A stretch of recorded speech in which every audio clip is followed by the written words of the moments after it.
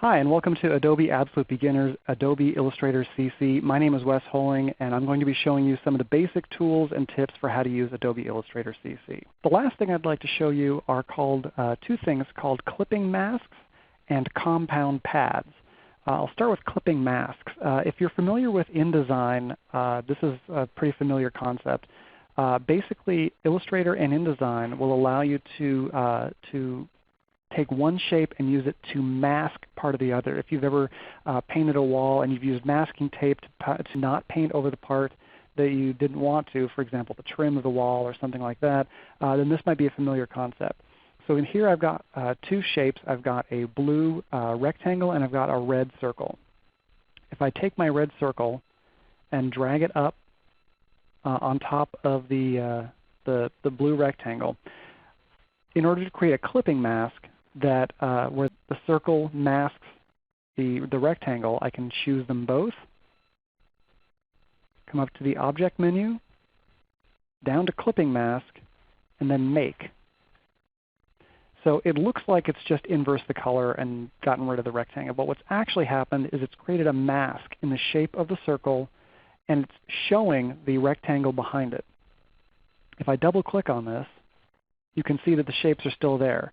I have a blue rectangle shape, which still exists, and then this blue circle here. And again, if I click on the circle and you look over here in the fill, there is no fill. And even though it looks like there's blue in it, it's actually the blue of the rectangle behind.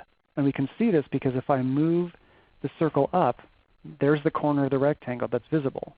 I click away, and now I've got this strange looking shape without destroying any of my previous shapes. If I double click it again, I can choose my rectangle, I can move that around, and I've still got the mask of the circle over the actual shape of the rectangle. Now, this is handy if you have a photograph and you want to draw with a pen tool. For example, you want to draw the outline of an object in it, like a person or a dog or a baseball bat, whatever's in the actual photograph, and you don't want the background, you can draw a shape around the part of the photograph you want and then use that shape on the photograph as a clipping mask. There's a lot of great tutorials on this online, so I encourage you to look those up if you want to try and learn more with clipping masks. It is a very, very handy tool for getting just the look you want in Illustrator. Similar to that are called compound paths. So I'll draw one circle and I'll draw another one and I'll make this one red. So if I bring these two together, they kind of overlap. It looks a little bit like a MasterCard logo. And I select them both, come back up to the Object menu, and just underneath Clipping Mask is Compound Path. And I can make that. Now what's happened here is it's hiding any part that overlaps and showing only the parts that do. And it again, just like with some of the Pathfinder tools, it chooses the color that's dominant for both. Now this is really handy if you want to remove, let's say, the inside of an object and still maintain the outside. In fact, let me show you that. We'll take one large circle and one little circle, and I'll drag that little circle to the center of it, select them both, return to the Object menu, Compound Path, Make. Now I've got a hole in the center, and it looks like it's a hole. It functions just like it. So if I drag it over here, you can see the other object behind it cutting through the center. But the nice thing about this, unlike the Pathfinder tool that I showed previously, this is also non-destructive, just like clipping masks. So if I double click on it, the circle is still there. I can move that somewhere else.